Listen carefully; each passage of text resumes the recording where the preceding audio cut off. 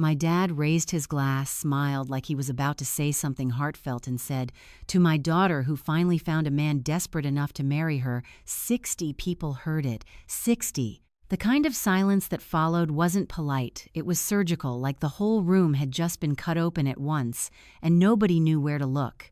I could hear someone's fork hit a plate 3 tables away, then nothing. My fiancé's hand tightened under the table. I felt him shift, like he was about to stand up, and for a second I thought he would say something, do something, fix it, because that's what normal people expect in moments like that. But I put my hand on his arm and pressed down, not hard, just enough. I didn't want him fighting my battles, not here, not tonight.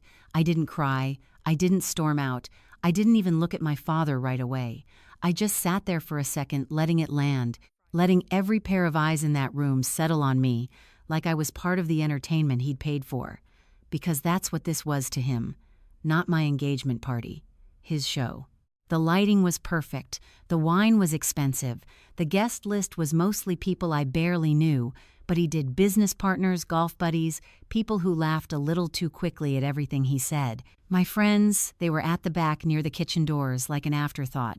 I noticed that earlier when I walked in, but I told myself it didn't matter. I told myself a lot of things that night that didn't hold up. My mother was sitting to his left, hands folded in her lap, eyes down like she was studying the tablecloth. She didn't react. She never does. That part didn't surprise me. What surprised me was how many people didn't laugh. A few did the automatic kind, the ones who laugh because they think they're supposed to, but it died fast. Even his business partner, Gerald, the man sitting right next to him, didn't smile. He just stared at his glass like it suddenly got very interesting. My father noticed it too. I could tell by the way his grin tightened for a split second before he doubled down, because that's what he does when something doesn't land. He pushes harder. "Come on," he said, waving his glass like he was doing me a favor. "She knows I'm joking." And then he looked right at me like he was handing me a script I was supposed to follow. Right, sweetheart, that word. Sweetheart. He only uses it when there's an audience. 60 people were still looking at me, waiting. You could feel it, that quiet pressure, like the room needed me to laugh so everything could go back to normal, so nobody had to deal with what just happened. I could have done it. I've done it before. Smile, nod, make a joke about myself, keep the peace. That's the role I've been playing my whole life. It would have taken 5 seconds. But something about that moment didn't feel like the others. Maybe it was the way Nathan didn't laugh. Maybe it was the way Patricia, Gerald's wife, was watching me, like she already knew the answer to a question I hadn't asked yet. Or maybe I was just tired. Tired in a way that doesn't go away with sleep. My father was still standing there, glass raised, waiting for me to make it okay. I looked at him, really looked at him. Not as my dad, not as the man. Everyone in that room respected. Just as a man who had just tried to turn me into a punchline at my own engagement party. 5 seconds passed.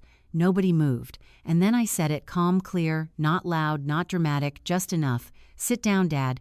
You could feel the shift. It was small, but it was real. His smile didn't disappear. It cracked. Just a little. "Don't be dramatic," he said, still trying to keep it light, still pretending this was under control. I didn't raise my voice. I didn't need to. I said, "Sit down." Another second, maybe 2. He looked around like he expected someone to back him up, someone to laugh, someone to rescue him from the moment he created. Nobody did, not one person. And for the first time in my entire life, my father listened to me. He sat down, slow, controlled, but he sat. That alone would have been enough to remember this night. It should have been. Most people would have let it end there, take the small win, move on, cut the cake, pretend the rest of the evening could still be saved. I could have done that too. I almost did. I could feel my heart pounding, not from fear exactly, but from something else, something sharper. I pushed my chair back and stood up. The sound echoed more than it should have. Every movement felt louder in that silence. I smoothed my dress because apparently that's what you do when your life is about to split into before and after, and I walked to the front of the room. 30 feet, maybe less. But it felt longer with 60 people tracking every step, like they didn't want to miss what came next. My laptop was in my bag near the projector, the same projector my father had set up earlier for a slideshow of carefully selected family photos, the version of us he liked to show people. I hadn't planned to use it. I was supposed to send a work file during cocktail hour, that was it. Nothing dramatic, nothing public, but plans change. Funny how that works. Behind me, I heard his voice again, sharper now. "Danielle, what are you doing?" I didn't answer. I didn't turn around. I just set the bag on the table, unzipped it, and pulled out my laptop like it was the most normal thing in the world. My hands were steady. That surprised me. I plugged in the cable, the screen flickered, and that low hum of the projector filled the room. The same room that had gone silent for his joke was now holding its breath for something else entirely. I turned to face them all, of them. The people he invited, the people I barely knew, the few I did, my mother, my fiancé, his parents, Gerald, Patricia, and finally him. My father sitting there now, no glass raised, no smile wide enough to cover what was starting to show underneath. And that's when I said it simple, direct, no build-up, no speech. "My dad just told all of you that no man would want me. I think it's only fair you know who he really is." I opened the file. The first page came up on the screen. Clean, black text on white. Professional, the kind of document I build for a living, the kind that doesn't need emotion because the numbers do all the talking. And as the light from that screen filled the room, I realized something I should have understood a long time ago. This night didn't start here. It didn't start with his toast or even this party. It started months earlier with something I found that I was never supposed to see, something sitting quietly in a set of numbers that didn't add up, something that had been hidden in plain sight for years. And once you see something like that, you don't get to unsee it. I kept my eyes on the screen for a second, then I closed the laptop just enough to pause everything, because if I was going to do this, I needed them to understand it didn't start tonight. It started a long time ago, back when I was 9 years old, standing in our kitchen, holding a report card with straight A's like it was proof I was finally good enough. I remember placing it on the counter carefully, like presentation mattered, like if I did it right, he might actually look at it. My father glanced down for maybe 2 seconds and said, "Good grades don't mean you're smart. Danielle, teachers give those out when they feel sorry for a kid," and that was it. No smile, no good job, just that quiet, controlled delivery he used.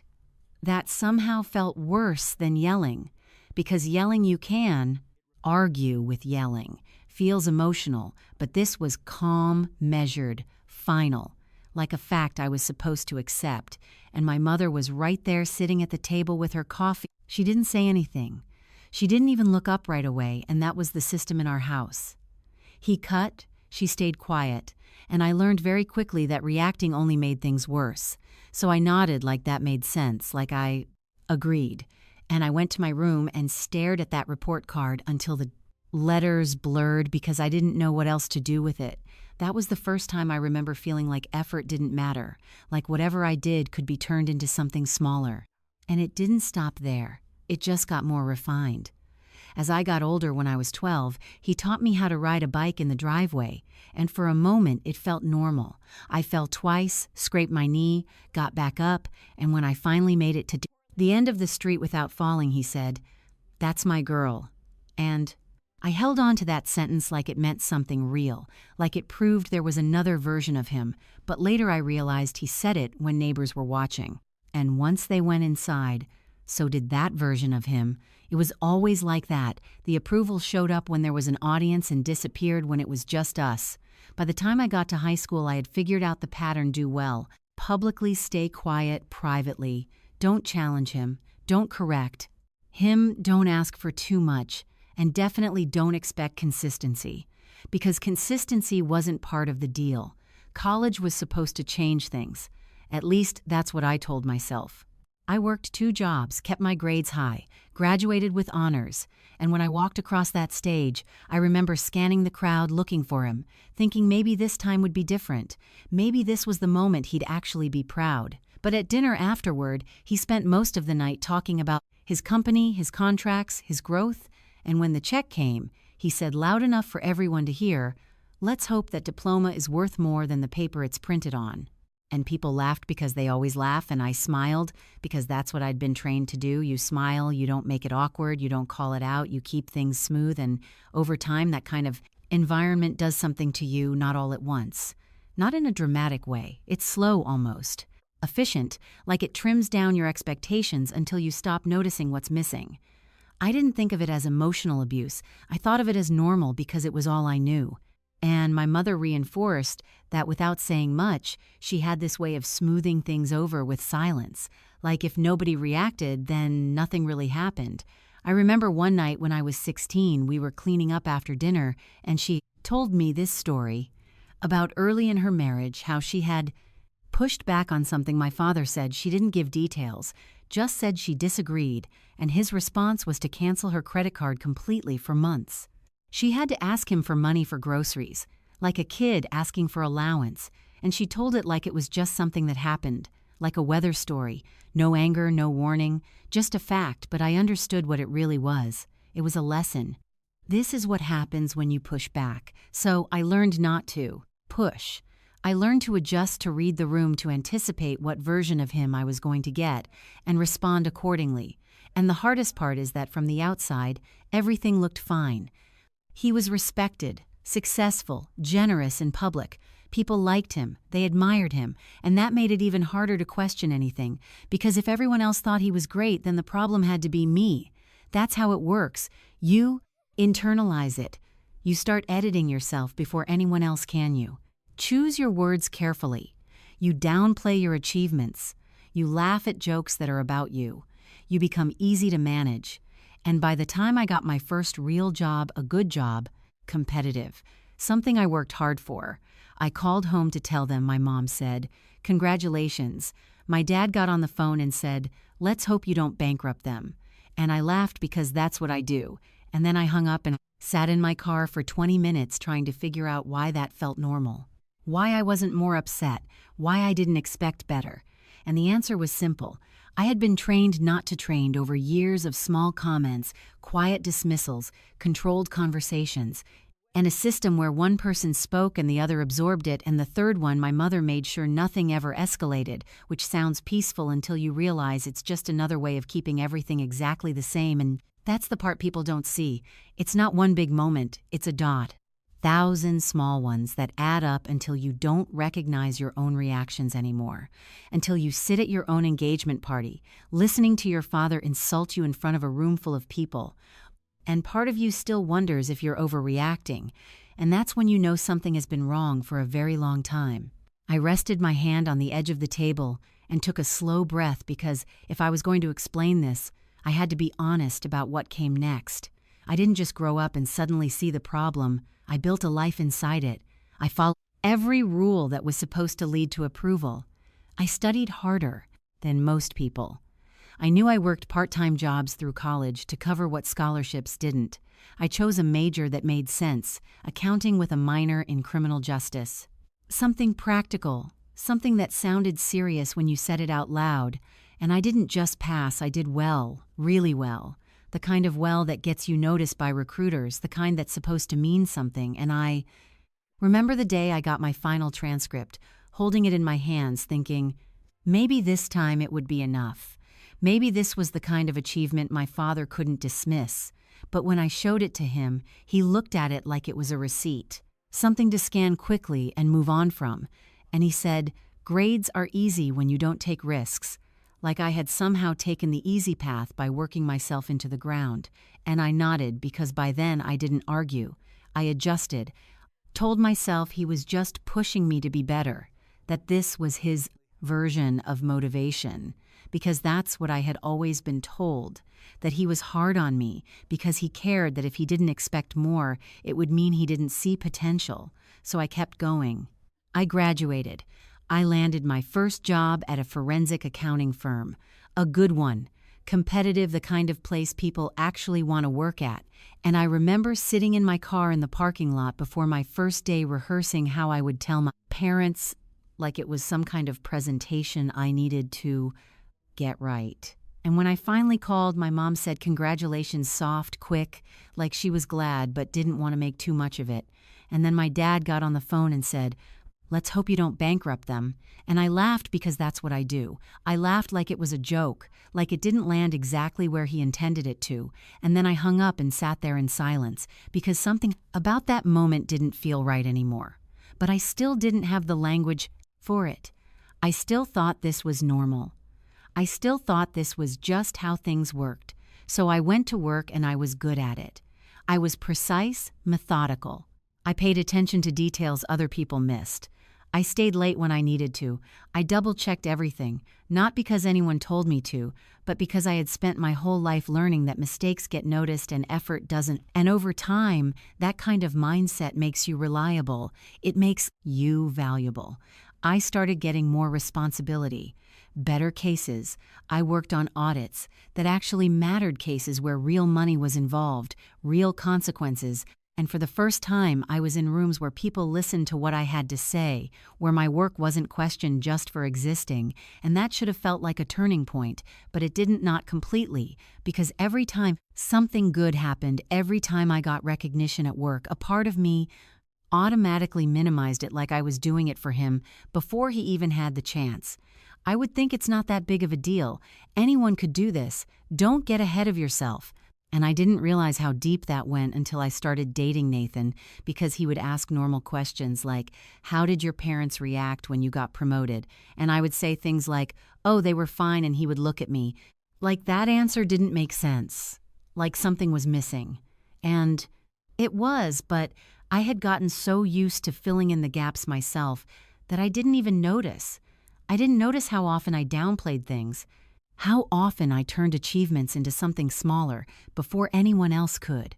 I thought I was being realistic, grounded, not arrogant, but really I was just continuing the same pattern I had learned, how to live without validation and convince myself I didn't need it, which sounds strong until you realize it's just another form of adjustment, another way of making a situation work that was never healthy to begin with.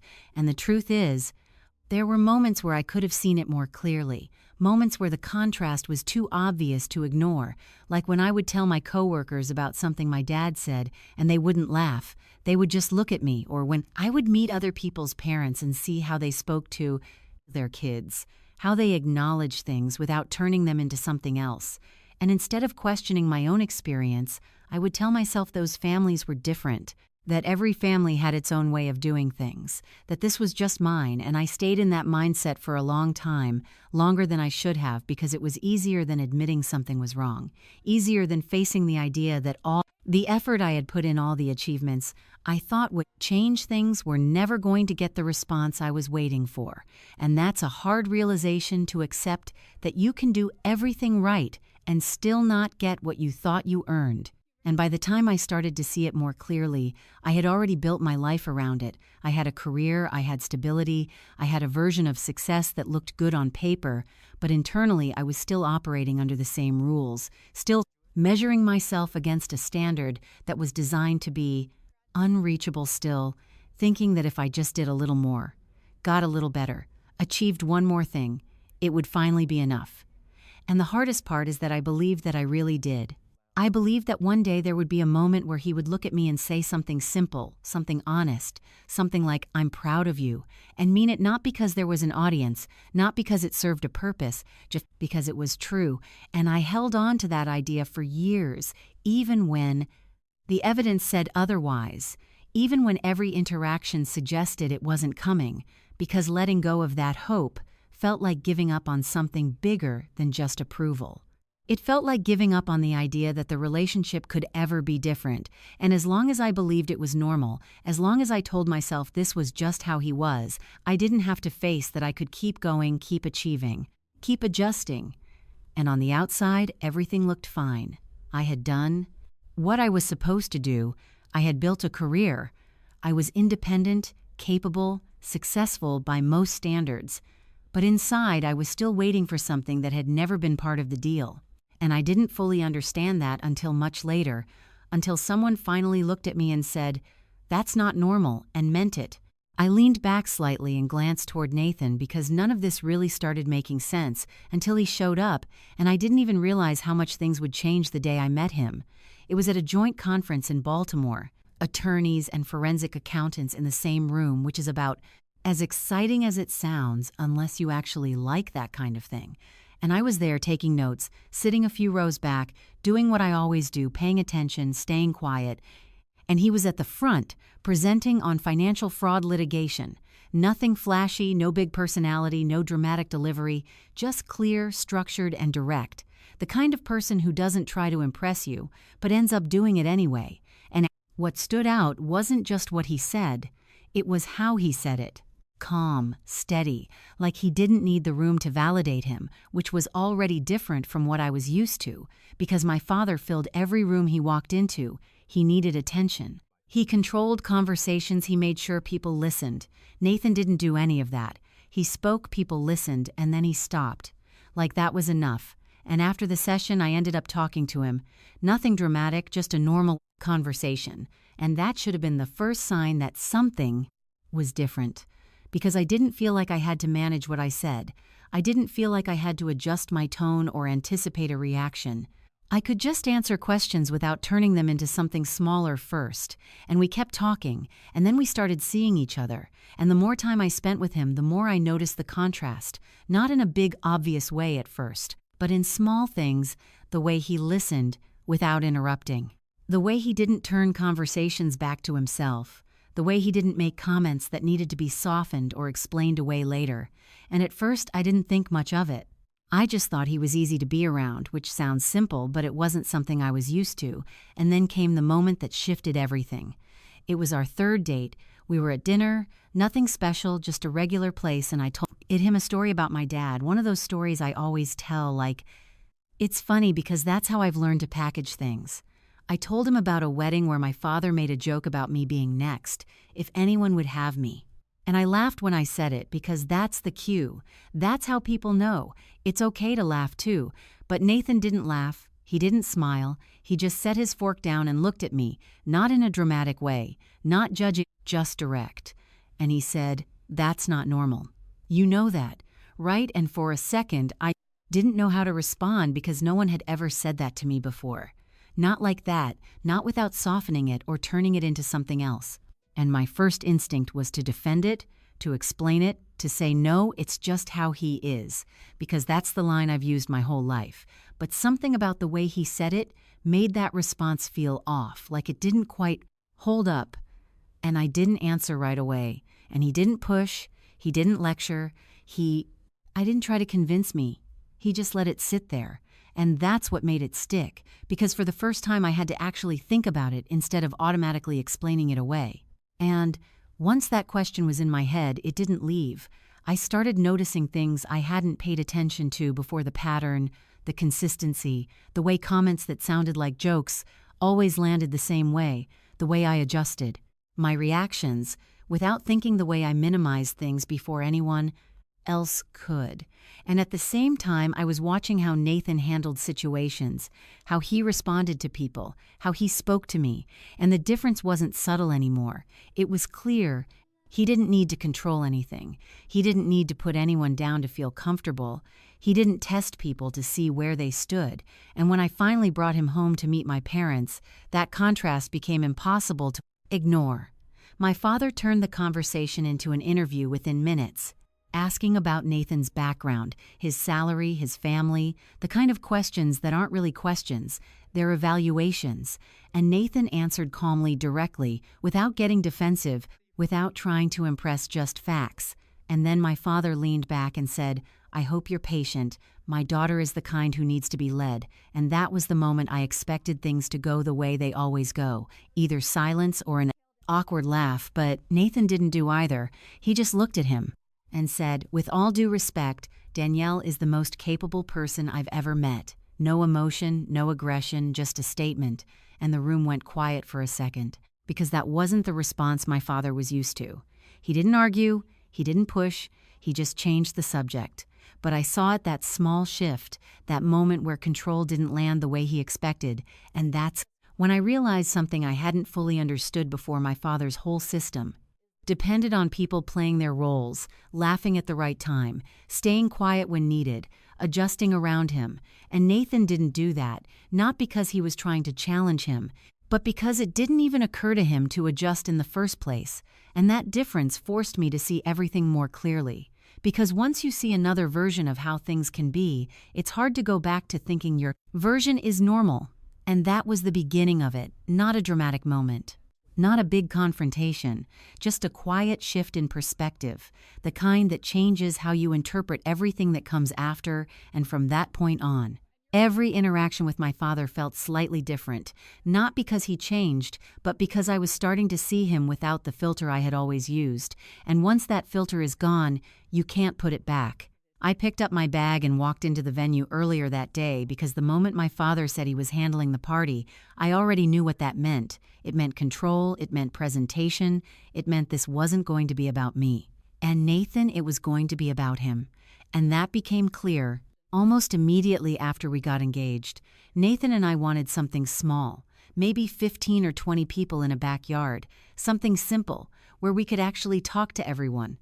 But 2 days later, my dad called and said, "I've booked the Whitfield, and if you know the Whitfield, you know exactly what kind of place that is. Valet parking, polished floors, built-in projector screens, the kind of venue people use for corporate events, not engagement parties." And when I said we didn't need anything like that, he laughed. Not mean, just dismissive, like I had suggested something ridiculous. And then my mom called right after, softer tone, same message. Just let him do this. He's trying to do something nice, and that's how it always happens. He pushes, she smooths, and I fold because it's easier than dealing with what comes next if I don't. So I said, okay, and within a week, the guest list went from something manageable to over 60 people. And I remember sitting at my kitchen table, scrolling through the names, recognizing maybe 10 of them. The rest were his business partners, country club friends, people I had seen at holiday parties but never actually spoken to. And when I asked about it, he said, "It's a networking opportunity, like my engagement was a company event." And that's when I started noticing the details, the things that don't stand out at first but add up quickly, like how the seating chart came to me already. Finalized table 1. Front and center was him, my mom, Gerald, and Patricia, and us like a board meeting, and my friends, the people who actually mattered to me, were placed at the back near the kitchen because there wasn't enough room up front, even though somehow there was room for people he'd known for 6 months. And when I pushed back just a little, he said, "Don't be selfish," which is his way of ending the conversation, without raising his voice, and I felt that familiar drop in my stomach, that mix of frustration and something else, something closer to resignation, because I had seen this before, not exactly like this. But the pattern was the same. Take control, shape the environment, make sure everything reflects well on him, and then call it generosity. And the closer we got to the event, the more obvious it became that this wasn't about celebrating anything. It was about staging something. He was curating the room, choosing the music, approving the menu, even putting together a slideshow of family moments that somehow only included photos where everything looked perfect. Vacations, holidays, smiling faces, no context, no reality, just the version of us he wanted people to see. And the night before the party, I stopped by their house to drop off some final details, and I found him in his study, writing something on a legal pad. And when I asked what it was, he said, "My toast," and something about, and the way he said it made me pause. So I asked if I could read it, and he smiled that controlled, tight smile and said, "You'll hear it tomorrow along with everyone else." And my instinct was to push to say, "It's my engagement party. I should know what's being said about me," but before I could finish the sentence, his tone shifted slightly, not louder, just firmer. "Trust me, everyone will remember it." And that should have been enough for me to understand exactly what kind of speech he was planning, because I had seen him do this before. At other events, other dinners, he has this way of delivering comments that sound like jokes but land differently. Comments that get laughs from the room but leave someone else holding the weight of it. And my mom stepped into the doorway at that moment, reading the tension instantly, and said, "Your father always gives wonderful speeches," like that was supposed to reassure me. But all it did was confirm what I was already thinking. And the next day, at the venue, it all came together. The lighting, the setup, the way he moved through the room, greeting people like a host at a corporate function, shaking hands, making introductions, telling stories, positioning himself at the center of everything. And I watched him interact with Gerald in the hallway before the event started, telling him how proud he was of me, using words he had never once said to my face, and that was the moment it fully clicked. Not emotionally, but clearly this wasn't just about control, it was about performance. He wasn't being inconsistent, he was being strategic. He knew exactly when to say the right things and who to say them to. And the version of him that existed in that room was the version he wanted them to see. The supportive father, the proud parent, the successful man who had everything under control. And I realized that night that I wasn't just attending my own engagement party, I was part of a presentation, a carefully managed narrative, where every detail had been decided in advance. Except one, the part where I was supposed to play along.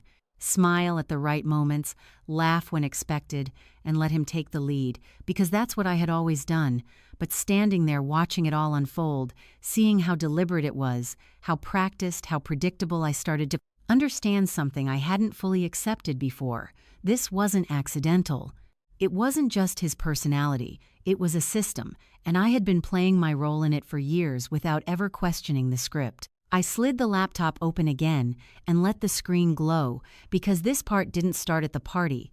It started 3 months earlier on a random Tuesday night at the office, when everyone else had already gone home and I was still there, going through a forensic audit for a commercial client.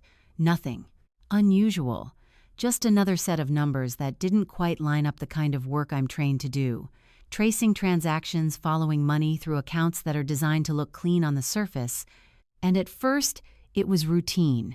A mid-sized real estate developer flagged for irregular disbursements. I was mapping out wire transfers, documenting patterns, building a timeline, the usual process, and then I hit something that didn't fit a limited liability company, that had no real presence, no website, no employees listed, nothing but a name and a registered address. But it was receiving consistent monthly transfers, not large enough to trigger immediate alarms, but steady, controlled, intentional. And that's the kind of thing you don't ignore. So I kept pulling on it, following the chain one entity linked to another registered agents. Overlapping ownership structures layered just enough to make it tedious to untangle, but not impossible. And that's where training takes over. You stop thinking emotionally, you focus on the data, because numbers don't lie, they just need to be read correctly. And as I moved through the layers, documenting each connection, I started to recognize something, not immediately, not in a way that made sense at first, just a name that looked familiar, buried in the filings. And I paused, went back, checked it again, because sometimes familiarity is coincidence. But this wasn't. It was a holding company connected to another entity, which linked back to a construction firm, and that name was one I knew too well. Upton and Marsh Construction, my father's company. And for a second I just stared at the screen, not reacting, just processing, because there are moments when your brain needs a second to catch up with what you're seeing. And I went through the connections again, slower this time, verifying each step, because if I was wrong, I needed to know exactly where, and if I was right, I needed to be sure. And the more I checked, the clearer it became. The LLC I had flagged was part of a structure that was redirecting funds, small amounts over time, from the main company accounts into secondary channels. Controlled, deliberate, consistent, over years. And there's a point in forensic work where you stop asking if something is wrong and start asking how long it's been happening. And I could see it stretching back, not months, not even a couple of years, but close to a decade. And that's when it stopped being just a case and started becoming something else entirely. Because this wasn't a client I had never met. This was my father. And I closed the file, leaned back in my chair, and for the first time that night, I felt something other than focus, because training tells you what to do next. Document, verify, report. But being a daughter complicates that in ways no textbook covers. And I sat there in an empty office with the cleaning crew moving somewhere down the hall, and I had to decide whether I was going to treat this like every other case or pretend I hadn't seen it. And for a few minutes I considered the second option, not seriously but enough to acknowledge it, because ignoring it would have been easier in the short term, easier than confronting what it meant. But that's not how this works. Not in my field, not if you want to keep your integrity. And I knew that, so I saved everything, closed the Proson's work file, and drove home in silence. And I sat in my car in the driveway, longer than I should have, just thinking through the implications, not just legally but personally, because this wasn't just about numbers. This was about trust, about a partnership, About Gerald, the man I had just seen at family events for years, the man who believed he was working with someone he could rely on. And now I was looking at evidence that said otherwise, and once I went inside, I didn't go to bed. I opened in my personal laptop and created a new folder, and I named it Project Atlas, not because I was trying to be dramatic, but because I needed to separate it from everything else. This wasn't part of my job anymore. This was something I had to build carefully, methodically, without interference. And over the next several weeks, I worked on it after hours, pulling publicly available records, cross-referencing transaction data, mapping out the flow of funds, building a report the same way I would for any client. Except this time I wasn't reporting to a firm. I was documenting something I wasn't ready to show anyone yet. And that was the hardest part, keeping it to myself. Because every time I added another piece, every time the pattern became clearer, the weight of it grew, not because the data was unclear, but because there was no reasonable explanation that made it harmless. And 2 weeks into it, I told Nathan, not because I wanted to involve him, but because I couldn't carry it alone anymore.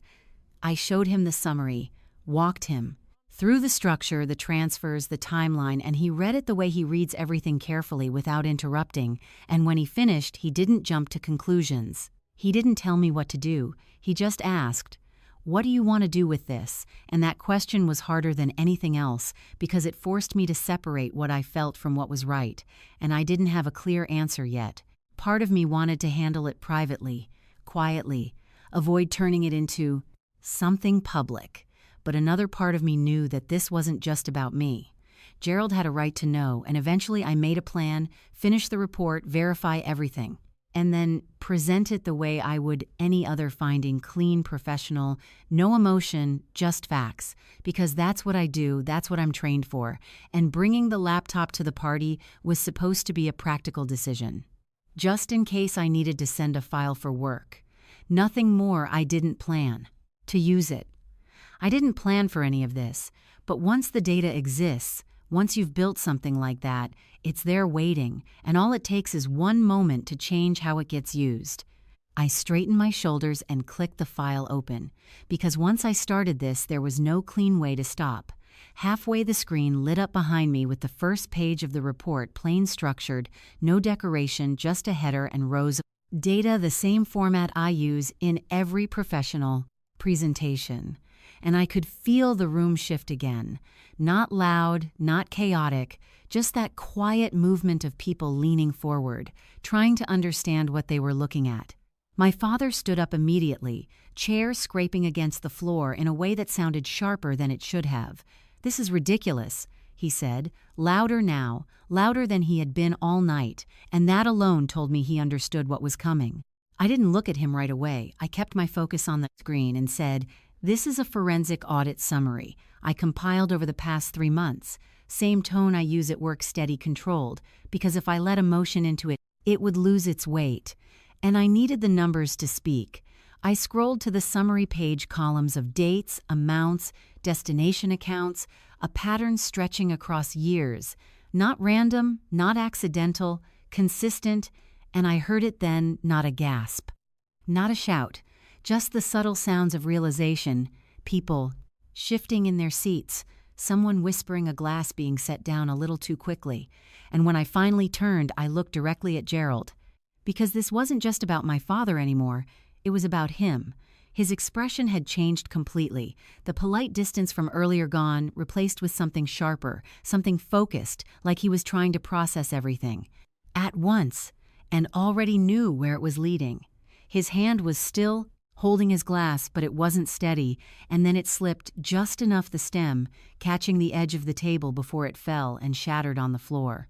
The sound cutting through the room in a way nothing else had, and nobody moved to clean it up. Nobody said anything because that moment said everything that needed to be said. My father stepped toward him, hands out like he was trying to calm a situation he couldn't control. "Gerald, listen to me. She doesn't know what she's talking about." And that was the first time all night he sounded uncertain, not angry, not confident, just uncertain. And I turned to face him, then not raising my voice, not matching his energy. just stating it clearly. I'm a certified fraud examiner. This is exactly what I do. And the room absorbed that, not reacting outwardly, but you could feel it land. Because now it wasn't just an accusation, it was expertise, it was documentation, it was something they couldn't easily dismiss as a personal conflict. Gerald didn't stand up right away. He just sat there for a second, looking at the screen, then at my father, then back at the screen, like he was confirming something he had maybe suspected but never fully confronted. And when he finally spoke, his voice was low, controlled. How long? Just 2 words, but they carried everything, and I answered without hesitation. At least 10 years, based on what I've traced so far. And that's when the room really changed. Not louder, but heavier, like everyone suddenly understood the scale of what they were witnessing. This wasn't a family argument. This was something else entirely. My father tried again, faster, now words coming out in a way that didn't sound as polished as before. There's context, there's an explanation, you're misunderstanding the structure, but even as he said it, it didn't land. The same way his words usually did, because the room wasn't following him anymore, they were following the data. Gerald raised his hand slightly. Not dramatic, just enough to stop him, and that small gesture did more than anything else that night. Because it showed where the control had shifted, he reached into his jacket, pulled out his phone and dialed a number without taking his eyes off the screen. "I need you in the office Monday morning," he said, voice steady. "Now we're going to review everything." And then he ended the call and set the phone down, not looking at my father again. And around the room people started to move, not all at once, but gradually, chairs shifting, coats being picked up, conversations starting in low voices, the kind that don't try to include everyone, just small circles of people processing what they had just seen. My mother was still sitting in her chair, hands, folded, eyes on the table, the same posture she had held all night, but this time it felt different, like the silence wasn't holding anything together anymore. It was just there, and Nathan stepped up beside me, not saying anything, just placing his hand lightly on my back, steady, present. And that grounded me in a way I didn't expect, because everything else in that moment felt like it was shifting, except that Gerald stood up slowly, then adjusted his jacket and looked directly at my father. 15 years, he said, quiet, but clear. 15 years I trusted you. And there was no anger in his voice, yet just something more controlled, something that would last longer. "My lawyer will be in touch," he added, and that was it. No argument, no scene, just a decision. And he turned Patricia already beside him, and they walked out without looking back. And that was the moment it became final. Not because of what I said, but because of what he did. Because once that kind of trust breaks, there isn't speech that fixes it. And my father stood there still in the center of the room. He had spent weeks preparing the projector light, casting the report behind him like it was part of the stage he built, except now it wasn't his show anymore. And I realized in that moment that everything he had tried to control, the guest list, the seating, the narrative, had all led to this, a room full of witnesses, not to his version of events, but to the truth he never expected to be seen. I closed the laptop and unplugged the cable, because once the room started to empty, there wasn't anything left to present, just the aftermath. And that part was quieter but heavier in a different way.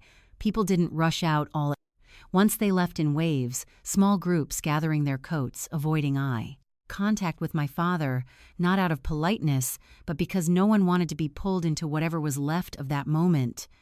A few guests murmured quick goodbyes to me and Nathan on their way out. Short, careful, like they weren't sure what to say, but felt like they should acknowledge something, anything, and the staff moved in that professional, silent way, clearing plates that nobody finished, resetting glasses that had been left half full, like they were trying to restore the room to something neutral. Even though everyone knew it wasn't possible, my father stayed near the bar, jacket off, tie loose, holding a drink he never touched. And for the first time I could remember, he wasn't working the room, he wasn't talking, he wasn't directing anything, he was just standing there. And that alone told me more than anything he could have said. My mother was still at the table, same posture, same folded hands. But when I walked past her, she finally looked up, and there was something different in her expression. Not fear, not the usual calculation of how to keep things calm. just a kind of quiet acceptance, like she had reached a point where she wasn't going to step in anymore. And when my father tried one last time turning toward her and saying, "You're going to let her do this to me," it didn't land, the way it always had. She didn't rush to smooth it over. She didn't defend him. She just said, "You did this, not her," and that was it. No argument, no escalation, just a statement that closed the loop on everything that had been building for years. And I didn't stay after that. I picked up my coat, walked out with Nathan, and for the first time that night, the air outside felt clear. Not lighter exactly, but clearer, like something had been resolved, whether I liked the outcome or not. And the next few days moved fast in a way that felt almost detached, like watching a process unfold that I had already set in motion.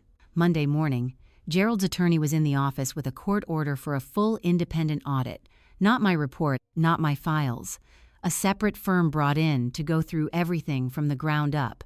And that was important because once something like this becomes formal, it has to be handled cleanly, professionally. No room for personal bias, and I had understood that I expected it by Tuesday. The story had spread not in headlines or public announcements, but the way things spread in smaller communities, through conversations, through people who had been at the party telling their version of it, adding details, comparing notes, and it didn't take long for the narrative to settle, not around the joke, not around the scene, but around the evidence, because that's what people remember when it's documented, not what someone says, but what can be shown, and the consequences followed in a sequence that felt almost procedural. My father was removed from the country club he had been a member of for over 2 decades, not suspended, removed. And that might sound minor to someone outside that environment, but in his world, that was a signal. It meant the network he had built there no longer recognized him as part of it. Business contacts started pulling back, calls went unanswered. Meetings were canceled without explanation, not dramatic, not confrontational, just quiet distance, which in some ways is more final than anything else because it doesn't invite negotiation. It doesn't leave room for repair. It just closes doors one by one. And at the same time, the audit was progressing 6 weeks of detailed review. And when the final report came in, it confirmed everything, not just the pattern I had identified, but the full scope over $800,000, moved over a 10-year period. Structured in a way designed to avoid detection, and once that was documented independently, it moved beyond suspicion into something actionable. Gerald filed a civil lawsuit breach of fiduciary duty, fraud, all the terms that turn a situation into a case, and from there it wasn't about perception anymore, it was about legal process. My father hired a defense attorney, a good one, but that doesn't change the facts, it just changes how they're argued. And as the case moved forward, the practical consequences started to show. Accounts were frozen, assets were evaluated, the company's operations were suspended, contracts were voided, employees laid off, and I heard about most of it secondhand. Through people who still had connections, through updates that didn't come from him directly, because he called a few times at first, left messages short, controlled, still trying to frame the situation like something that could be managed. "You need to fix this," he said in one voicemail, like it was a misunderstanding I could correct. And I didn't respond, not out of anger, not even out of avoidance, but because there wasn't anything left to say that would change what had already been set in motion. And over time the calls stopped, not because things were resolved, but because the dynamic had shifted in a way that didn't leave room for the same kind of interaction. He wasn't in control of the situation anymore, not socially, not professionally, not legally, and that changes how someone communicates, or if they do at all. And the final piece of it, the one that made everything feel complete, in a way I hadn't expected, was seeing the listing for the lake house, the one he used to talk about, like it was proof of everything he had built now up for sale, not by choice but by necessity. And I looked at it briefly, recognized the place, the photos, the angle of the deck, and then I closed it because at that point it wasn't about the details anymore, it was about the pattern, and the pattern had already been established. Actions followed by consequences, not immediate, not dramatic, but steady, consistent, the same way the transfers had been, just in reverse, and what was left after all of it wasn't a single moment of collapse.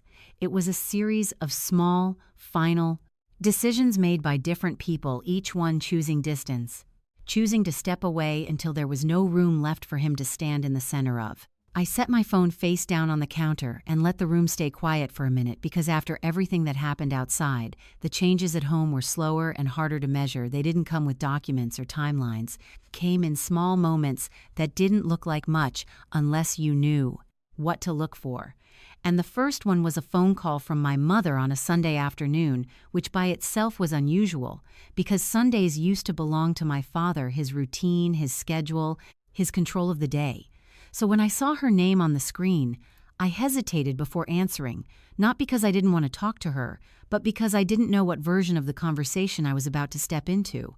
And when I picked up, her voice sounded different, not softer, not louder, just clearer, like she wasn't trying to manage anything for once. And there was a pause before she spoke, a long one. The kind where you can hear someone deciding whether they're actually going to say what they've been holding back. And then she said, "I should have said something years ago," and for a second, I didn't respond, because those words don't land lightly when you've spent most of your life waiting for them. And she kept going, explaining how she had seen what was happening, how she had convinced herself it was normal, how she had chosen not to intervene because it felt easier than confronting it. And she didn't try to justify it. She didn't turn it into something else. She just said it plainly.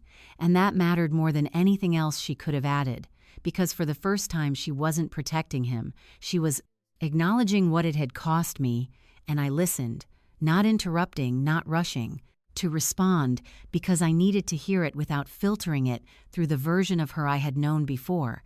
And when she finished, I didn't say it was okay, because it wasn't, not yet. And I didn't say it didn't matter, because it did. What I said was, "I love you, but things have to be different."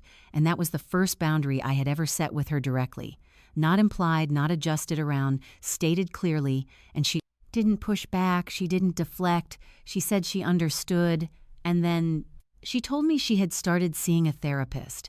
And that part surprised me more than anything else. Not because therapy is unusual, but because it meant she was doing something without being told, without waiting for permission, and that was new.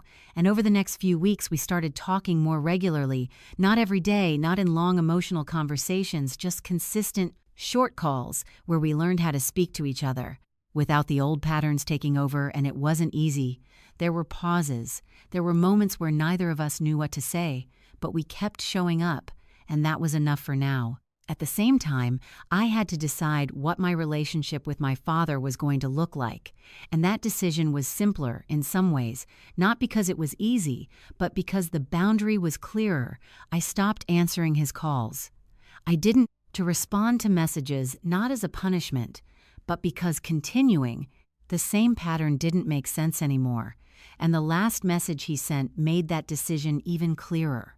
"You chose a stranger over your own blood." And I read it once, maybe twice.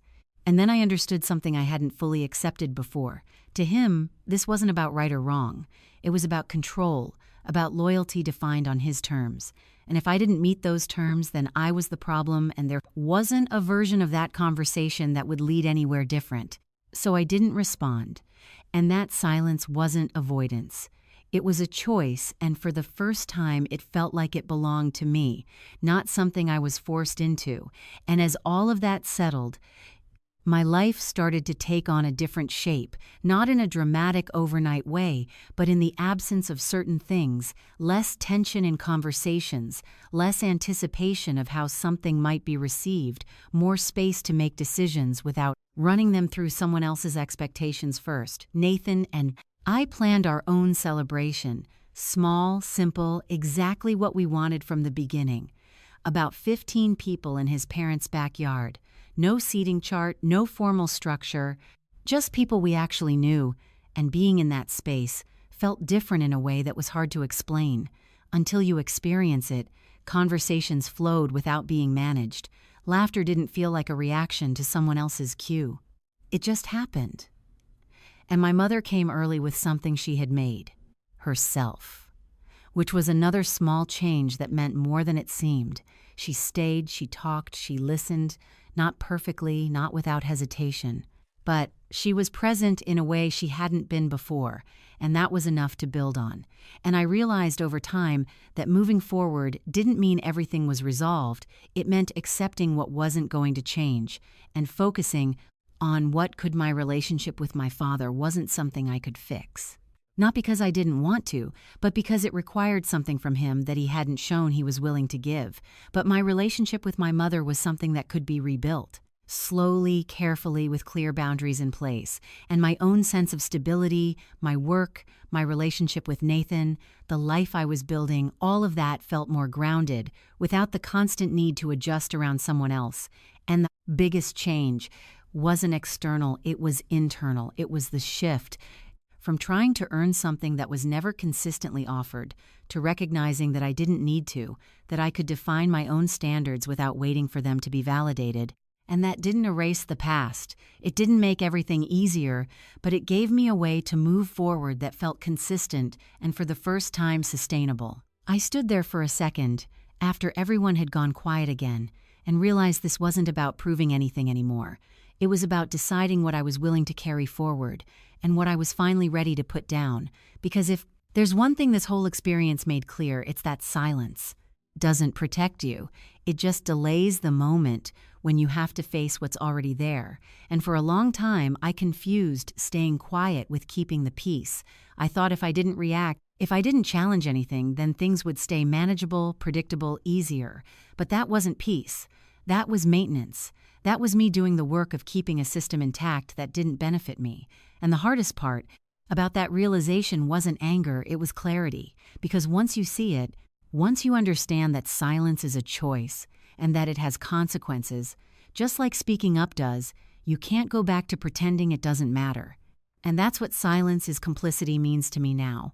Not in a dramatic moral way, but in a practical one. If you stay quiet in a situation that's wrong, you're participating in keeping it that way. Even if you don't mean to, even if your reasons feel valid, even if you're trying to avoid conflict, the bar conflict outcome is the same. And I learned that twice once in my personal life with how I allowed my father to define the terms of every interaction. And once in my professional life when I found evidence that couldn't be ignored. And in both cases, the turning point wasn't anger. It was the moment I realized that continuing the same behavior would lead to the same result, and I didn't want that anymore. Not because I was trying to make a statement, but because I was tired of adjusting, tired of minimizing, tired of waiting for something that wasn't coming. And that doesn't mean the decision felt good. It didn't. It still doesn't. Some days, because there's a difference between knowing something is right and feeling comfortable with it. And I don't think those two things always line up. I don't wake up every day feeling proud of what I did sometimes. I wake up and think about what it cost. The version of my father I held on to for years, the poured in after 9 idea that maybe one day things would be different, that maybe there was another outcome where I didn't have to make that choice, and letting go of that isn't easy. Because it's not just letting go of a person, it's letting go of an expectation. And expectations are harder to release because they live in your head long after the evidence says they don't belong there. But at the same time, there's something else that replaced it, something more stable. And that's the understanding that I don't have to earn basic respect. I don't have to accept behavior that undermines me just because it comes from family. And I don't have to stay in situations that require me to shrink in order to keep someone else comfortable. And that shift changes how you move through everything, not just one relationship, but all of them. It changes how you speak, how you respond, how you decide what's acceptable and what isn't. And it doesn't make life easier in a simple way. It makes it clearer, and clarity comes with its own kind of weight, because once you see things as they are, you're responsible for what you do next. And for me, that meant choosing honesty over convenience, even when it wasn't the easier option, even when it complicated things. And I'm not saying that's the right choice for everyone in every situation. I'm saying it was the right choice for me in that moment, because staying quiet would have meant continuing something I already knew was wrong, and I couldn't justify that anymore. And if there's anything I would want someone to take from this, it's not that you should confront everything or make big public decisions. It's that you should pay attention to what your silence is doing, what it's allowing, what it's reinforcing, and whether it's actually helping you or just keeping things the same. Because sometimes the most important change isn't loud. It's not a speech or a scene, it's a simple boundary, a decision not to engage in the same way anymore. A choice to step out of a pattern you've been part of for a long time. And that's not easy. It doesn't come with immediate relief, but it does create space. And in that space, you can build something different, something that doesn't depend on someone else's approval or control. And that's where I am now, not at the end of a story where everything is resolved, but at a point where I understand what I'm responsible for and what I'm not, where I can move forward without carrying everything that came before. And that's enough. Not perfect, not complete, but enough to keep going without looking back.